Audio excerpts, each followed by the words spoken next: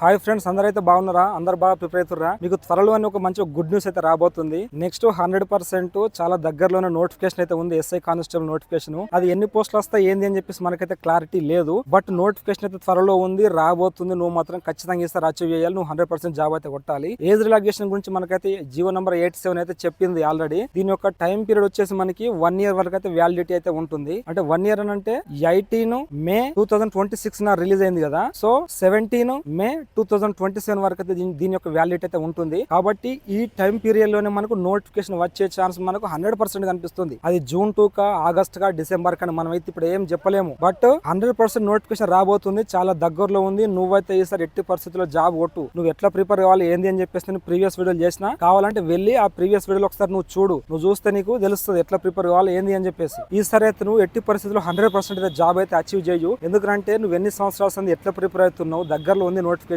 ఇప్పుడు నీకు చాలా గోల్డెన్ అంటే వెరీ గోల్డెన్ టైం. ఇప్పుడు నువ్వు చాలా కసిగా ప్రిపేర్ అవ్వు. ఇంతకుముందు మంచి ప్రిపేర్ అయింది ఉంది కదా, దాన్ని ఎటు మైండ్ లెక్కలు ఎటు వంచుకోకు. వేరే విషయాలు ఆలోచించుకోకు. వేరే పలానా దోస్తు వాడు ఏం చేస్తున్నాడు, పలానా ఫ్రెండ్ గాడు ఏం చేస్తున్నా, గర్ల్ ఫ్రెండ్ ఏం చేస్తుంది, వాడెట్ వేయండు వీడెట్ వేయండు, ఈ డిస్కషన్స్, ఈ ఆలోచనలు, చెత్త విషయాలు అన్ని పక్కన పెట్టేసాను. నీకు ప్రతి వీడియోలో నేను చెప్తూనే ఉన్నా ఆల్రెడీ. సో కాన్సన్ట్రేషన్ చదువు. ఒక టైమింగ్ పెట్టుకో. ఎర్లీ మార్నింగ్ లేవు, పొద్దుగా లేచి అలారం పెట్టుకుని లేవు. లేచి గ్రౌండ్కి వెళ్ళాలనుకుంటే గ్రౌండ్కి వెళ్ళిపో. అంతేగాని చెప్పేసి మళ్ళీ అలారం మోయిన తర్వాత కూడా ఇంకా టైం ఉంది కదా, ఇంకా మస్తు టైం ఉంది, నోటిఫికేషన్ వచ్చిన తర్వాత 3-4 నెలల టైం ఉంటుంది, అప్పుడు నేను ప్రాక్టీస్ చేసుకుంటా అని చెప్పేసి అట్లా ఆలోచించకు. ఇప్పటి నుంచి వెళ్ళి మంచి బాగా ప్రిపేర్ గా. ఎందుకనంటే నువ్వు దగ్గరకు వచ్చిన తర్వాత గ్రౌండ్ కు చాలా ఎక్కువ కష్టపడాల్సి ఉంటది కదా. సో నువ్వు ఇప్పటి నుంచి కనుక లేసి లైట్ గా ప్రాక్టీస్ చేసుకున్నావు అనుకో రన్నింగ్, నీకు అప్పటికి ఈజీ అవుతుంది రన్నింగ్. ఇంకా చాలా తక్కువ టైంలోనే కొట్టగలుగుతావు. అండ్ ఆల్సో నీ బ్రెయిన్ బాగా పనిచేస్తుంది. ఎందుకంటే చదివింది బాగా గుర్తుంటది నీకు. నువ్వు బాడీ కొంచెం స్ట్రాంగ్ గా ఉంటది, నువ్వు హెల్దీగా ఉండగలుగుతావు. చదివింది మొత్తం నీకు బ్రెయిన్ కి ఎక్కుతుంటది. చదివింది కూడా మైండ్ లెక్కలు ఎక్కువ ఎట్టుకోవడానికి ఆస్కారం అయితే ఉండదు. సో అట్లా నేను ప్రిపేర్ గా, దాంతో పాటు కొంచెం మంచి న్యూట్రిషన్ డైట్ అయితే తీసుకో. సో నేను మళ్ళీ నెక్స్ట్ వీడియో చేస్తా. లో బడ్జెట్ లో మనం హెల్దీగా ఫిట్ గా ఉండడానికి కోసము ఏ టైప్ ఆఫ్ ఫుడ్ తీసుకోవాలి, డైట్ ని ఎట్లా మనము ఫాలో కావాలి, నేను మీకు ఆ వీడియోస్ కూడా నేను పోస్ట్ చేస్తూ ఉంటా. ఎందుకంటే మనం రన్నింగ్ బాగా ప్రాక్టీస్ చేస్తుంటాం, మనకు చిన్ బోన్ పెయిన్స్ అవ్వచ్చు, ఆ బోన్స్ ప్రాబ్లం అవ్వచ్చు, నెర్వ్స్ ప్రాబ్లం కావచ్చు, మజిల్స్ ప్రాబ్లం కావచ్చు, లేకపోతే స్ట్రెంత్ తగ్గిపోవడం కావచ్చు. సో ఇట్లాంటి ప్రాబ్లమ్స్ అన్ని ఫేస్ చేస్తుంటాం కదా. వీటి కోసం నేను తక్కువ ప్రైస్ లోనే ఒక మంచి అంటే బడ్జెట్ ఫ్రెండ్లీలో మీకు నేను ఒక మంచి డైట్ ప్లాన్ కూడా నేను నెక్స్ట్ వీడియో చేస్తా. అదే తప్పకుండా చూడండి. అండ్ ఈ కానిస్టేబుల్ కి ప్రిపేర్ అయ్యేటోళ్ళు ఎట్లా ప్రిపేర్ కావాలి, వాళ్ళ మైండ్ సెట్ ఎట్లా ఉండాలని చెప్పేసి కూడా నేను ప్రీవియస్ వీడియోలు చేసిన. మన ఛానల్లో వెళ్ళి అయితే చెక్ చేయండి ఒకసారి. చాలా మంచిగా నీకు మంచి మోటివేషన్ కనిపిస్తుంటాయి. ఆ వీడియో చూస్తే మాత్రం మీకు ఖచ్చితంగా ఎంతో కొంత అయితే హెల్ప్ఫుల్ అయితే అవుతుంది. మీకు చూస్తున్నావు ఇంతకు ముందు అయితే లాస్ట్ టైం మీ ఫ్రెండ్ గాడు, మీ రిలేటివ్స్ ఎవరు ఒకరు జాబ్ కొట్టి ఉన్నారు కదా. సో వాళ్ళని కంపారిజన్ చేసుకుంటే మీ వాళ్ళు, చుట్టాలు, బంధువులు, వాళ్ళు వీళ్ళు, మీ దోస్తులు అంటుంటారు మిమ్మల్ని, అరే వానికి వచ్చింది నీకు రాలేదు, ఎట్లయిందని అని చెప్పేసి అందరూ ఏదో షాడీలు చెప్పుకుంటున్నారు, ఏదో నీ వెనకాలని ముచ్చట్లు పెట్టుకుంటూ ఉంటారు కదా. వాళ్ళకి ఇప్పుడు దెబ్బ కొడితే వాళ్ళకు నోరు మూసుకొని పోవాలా, అట్లా సమాధానం చెప్పు వాళ్ళకి. అంతకుముందు మీ ఫ్రెండ్ గాలకి ఏదో ఏఆర్ఓ, బెటాలియన్, టీఎస్ఎస్పీ, ఎస్పీఎఫ్ ఏదో వచ్చింది కదా. నువ్వు ఈసారి డిస్ట్రిక్ట్ టాప్ 10 ర్యాంక్ లో ఉండు. డిస్ట్రిక్ట్ టాప్ 10 ర్యాంక్ కొట్టిపడేసాయి. మంచిగా ఎక్సైజ్ లేదా ఫైర్ వచ్చేటట్టు చూసుకో. అంతేగాని మళ్ళీ నాకు ఏఆర్ వచ్చినా చాలన్నా, నాకు టీఎస్ఎస్పీ వచ్చినా చాలు, ఎస్పీఎఫ్ వచ్చినా చాలు, ఏదో ఒక జాబ్ అయితే కావాలన్నా అని చెప్పేసి ఇట్లాంటి నిర్ణయాలు మాత్రం ఎట్టి పరిస్థితులు తీసుకుని నేను చెప్తున్నా. కావాలంటే వీడియోని సేవ్ చేసుకుని పెట్టుకుని జాబ్ వచ్చిన తర్వాత మళ్ళీ నువ్వు ఈ వీడియోని చూడు. అప్పుడు నీకు ఎందుకు చెప్పిండు ఈ వెంకటన్న అని చెప్పేసి నీకే అనిపిస్తుంది. నువ్వు తర్వాత బాధపడొద్దబ్బా. ఒక్కసారి జాబ్ కొట్టినావు అనుకో సెట్ అయిపోవాలి. ఇక మళ్ళీ బుక్కులు బట్టి చదివేటట్టు ఉండొద్దు. ఇక ఒకవేళ నీకు కనుక ఎక్సైజ్ కానీ ఫైర్ కానీ వచ్చింది అనుకో, నువ్వు ఒకవేళ నువ్వు అనుకున్నటువంటి గోల్ వేస్తే నువ్వు ఒకవేళ క్రాక్ చేయకున్నా కూడా నెక్స్ట్ నోటిఫికేషన్ లో 100% జాబ్ క్రాక్ చేసుకుని వెళ్ళిపోవచ్చు. అదే డిఎస్సీ అభ్యర్థులకు ఉన్నారనుకోండి, నెక్స్ట్ డిఎస్సీ కూడా చదువుకోవడానికి మంచి అవకాశం అయితే ఉంటుంది. ఫైర్ కానీ ఎక్సైజ్ కానీ. అండ్ ఈ గ్రూప్స్ ప్రిపేర్ అయ్యేటోళ్ళు కావచ్చు, గ్రూప్స్ ప్రిపేర్ అయ్యేటోళ్ళు కూడా ఈ ఫైర్, ఎక్సైజ్ లో మంచిగా ప్రిపేర్ అవ్వడానికి బాగా టైం దొరుకుతుంది. ఆరామ్స్ మంచిగా ప్రిపేర్ అవ్వచ్చు. నెక్స్ట్ నోటిఫికేషన్ జాబ్ పట్టుకుని వెళ్ళిపోవచ్చు. అదే ఇప్పుడు టీఎస్ఎస్పీ వచ్చింది అనుకో బ్రో, టీఎస్ఎస్పీ వస్తే మళ్ళీ గదే కష్టపడాల్సి ఉంటుంది. మళ్ళీ గవే బుక్కులు పట్టుకోవాలి, మళ్ళీ గదే సివిల్ కానిస్టేబుల్ ఎగ్జామ్ రాయాలి. అదే నేను చెప్పదలుచుకుంది ఏంటంటే ఎన్నిసార్లు బుక్కులు పట్టుకుని ఎన్నిసార్లు చదువుతావు. ఇక ఒక్కసారి గట్టిగా చదువు. ఇన్ని రోజులు ప్రిపేర్ అవుతున్నావు కదా, లాస్ట్ టైం గుర్తు చేసుకో ఎట్లా మిస్ అయిపోయింది నీకు జాబ్. అవన్నీ గుర్తు చేసుకో. ఎంత కష్టపడ్డావు, ఎంత ఉరికినావు, ఎన్ని తిప్పలు పడ్డావు, ఎన్ని బాధలు అనుభవించినావు, ఎంత డబ్బులు లాస్ అయిపోయినావు, ఎంత టైం వేస్ట్ అయిపోయింది, నీ ఏజ్ ఎంత పెరుగుతుంది నీకని అర్థమవుతుంది కదా. పెళ్లిళ్ళు చేసుకోలేక, ఇంట్లో అమ్మ నాన్నకు మంచిగా సుఖంగా ఉంచలేక వాళ్ళు కష్టపడుతున్నారు, మీరు కష్టపడుతున్నారు. ఇంకెన్నేళ్ళు కష్టపడతారు బ్రో. ఈ నోటిఫికేషన్ మంచిగా వస్తుంది, గుర్తుపెట్టుకో. అది 5,000 పోస్టుల, 10,000 పోస్టుల, 15,000 పోస్టుల, 20,000 పోస్టుల, అవన్నీ పక్కన పెట్టి చెప్తాను. నువ్వు గవిట్ల గురించి మాత్రం ఎట్టి పరిస్థితులు ఆలోచించకు.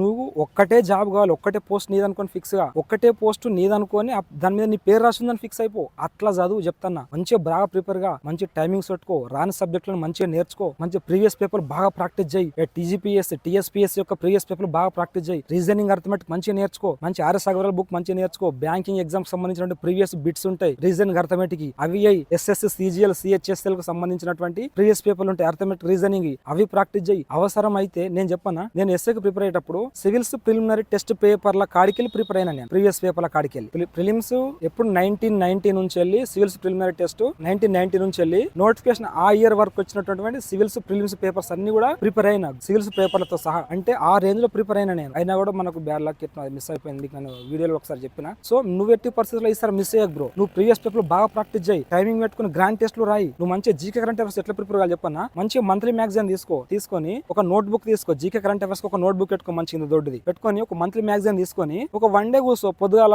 5 గంటల నుంచి వెళ్ళి రాత్రి 10 గంటల దాకా ఆ బుక్ మొత్తం చదువుతూ మంచిగా అనాలిసిస్ చేసుకుంటూ అర్థం చేసుకుంటూ ఆ పాయింట్స్ అన్ని కూడా నువ్వు బుక్కులు రాసుకో. నీకు ఎగ్జామ్ పోయేసరికంటే అట్లా ఒక హాఫ్ బుక్ అయితే అవుతుంది. ఆ ఎగ్జామ్ అటెండ్ చేసేటప్పుడు ఇది నువ్వు ఒక 2-3 సార్లు తిప్పినావు అనుకో, నీకు ఈజీగా అయిపోతుంది. కరెంట్ అఫైర్స్ వట్టిన ఓడిచిపోతుంది. మళ్ళీ ఆ బుక్ ఈ బుక్కులు చదవడానికి ఎక్కువ టైం ఉండదు అబ్బా. ఇప్పుడు నువ్వు 1 month book current affairs book చదివినావు అనుకో, ఎగ్జామ్ అప్పుడు అన్ని అట్నే జమ చేసుకుని పెట్టుకున్నావు. సెల్ఫ్లు ఇట్లా నిండిన కరెంట్ అఫైర్స్ బుక్లు ఎగ్జామ్ దగ్గరకు వచ్చింది, ప్రిలిమ్స్ టెస్ట్ ఉంది. నువ్వు ఇప్పుడు అన్ని బుక్లు ఎట్లా చదువుతావు, ఎట్లా కంప్లీట్ చేయగలుగుతావు? నీకు అంత టైం ఉంటుంది. బుక్లను చూస్తే భయం అయితే నీకు. సో అందుకని ఆ బుక్లను సమరైజ్ చేసుకుంటూ నువ్వు ఇంపార్టెంట్ పాయింట్స్ ఎగ్జామ్ లో ఎట్లా అడుగుతాడు ఏందని చెప్పేసి నువ్వే అనలైజ్ చేసుకుంటూ ఆ బిట్స్ అన్ని రాసుకొని పెట్టుకో. కరెంట్ అఫైర్స్ బుక్ పేపర్ లా ఒక 1 మంత్ బుక్ నువ్వు మ్యాగజైన్ తీసుకుంటావంటే నువ్వు రాసుకోనికి నీకు పేపర్ లా ఒక 3-4 పేజీలు అవుతాయి. నువ్వు 3-4 పేజీలు నీకు చదవడానికి అర్ధ గంట పడుతుంది. అంటే ఎంత టైం సేవ్ అవుతున్నావు నువ్వు? నేను ఇట్లా నా కోసం నేను క్వాలిటీ బుక్ ఓన్ గా తయారు చేసుకుని పెట్టుకున్నా, అర్థమెటిక్ బుక్ ఓన్ గా తయారు చేసుకున్నా, నేను హిస్టరీ బుక్ నేను ఓన్ గా తయారు చేసుకుని పెట్టుకున్నా. అంటే అంత లాంగ్ టైం నుంచి ప్రిపేర్ అయినా నేను. ఎందుకంటే ఎట్టి పరిస్థితుల్లో జాబ్ ఎట్టుకోవద్దు, 100% ఇస్తారు జాబ్ వేసి పడేయాలని చెప్పేసి మా అన్నయ్య చెప్పిండు నాకు. అరే సివిల్ వచ్చినప్పుడు నువ్వు ఓకరా, ఫైర్ వస్తేనో లేకపోతే లేదు అని ఆ ఉద్దేశం ప్రిపేర్ గా అని చెప్పిండు. సో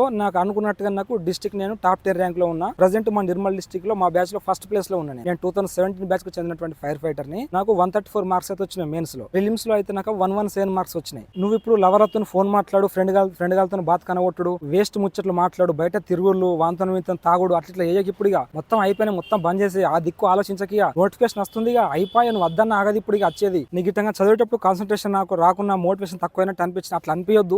ఒకవేళ అట్లా అనిపించినా కూడా నువ్వు మన పాత వీడియోస్ ఓపెన్ చేసి చూడు, నీకు మోటివేషన్ అయితే లభిస్తుంది. అయినా నీకు మోటివేషన్ వస్తలే అంటే ఒక రోజు ఎండలా కైకిల్ పో, ఒక రోజు ఎండలా కూలీ పనిపోతే అప్పుడు నీకు ఎందుకు మోటివేషన్ రాదు, ఎందుకు కాన్సన్ట్రేషన్ కుదరదు నేను చూస్తా. అర్థమవుతుందా? కాన్సన్ట్రేషన్ ఎందుకు రాదు నీకు? ఎడిపోతుంది కాన్సన్ట్రేషన్. ఒక 2 రోజులు పనిపోతే ఎండలా పనిపోతే అప్పుడు తెలుస్తుంది ఎట్లా వస్తుంది కాన్సన్ట్రేషన్, ఎట్లా చదవాలని చెప్పేసి. నీకు మంచిగా చదువుకొని మంచి ఆరాంసే నీడ పట్టుకే ఉండి మంచిగా చదువుకొని మంచి దిమాకులు పెట్టుకో, వేరే విషయాలు ఆలోచించకు. ఎవరితో లొల్లి వాళ్ళకు వాని విని చెత్త విషయాలు డిస్కషన్ చేసుకోకు, చెత్త వాట్సాప్ గ్రూప్లలో ఉండకు. ఇలా ఫోన్ ఫ్లైట్ మళ్ళీ పెట్టి పడేస్తే, లేకపోతే సిమ్ కార్డ్ తీసి పడే, లేకపోతే ఫోన్ నువ్వు యూజ్ చేయకు. ఫోన్ యూజ్ చేయకపోతే ఏమైతుంది నీకు? అంత ఇంపార్టెంట్ అంత అవసరాలు ఏమున్నాయి నీకు చెప్పు? నార్మల్ గా మంచిగా ప్రిపేర్ గా ఫోన్ తో నీకు ఎందుకు అన్ని చెత్త వీడియోస్ రీల్స్ అని చెప్పి చూసుకుంటే ఏరుతావు. ఒకటి వస్తూనే ఉంటాయి మంచి ఇంట్రెస్ట్ వీడియోస్. వాటన్నింటిని చూసుకుంటే మంచిగా కళ్ళు తెరుచుకొని చూసుకుంటే ఏరుతావు. అవేమో టైం గుంజి పడేస్తాయి, నీ జాబ్ కు నీ గోల్ కు దూరం చేస్తాయి. ఆ విషయం ఏమో నీకు తెలియదు. చేతుగాలం కాకలు పట్టుకుంటే ఏం రాదు. జర ఇప్పుడు ప్రిపరేషన్ టైంలో ప్రిపేర్ అయ్యేటప్పుడు మంచి వాటర్ కన్సంప్షన్ అయితే మంచి ఎక్కువ తీసుకో. వాటర్ ఎక్కువ తాగుతూ ఉండు, మంచి ఫుడ్ అయితే తీసుకో.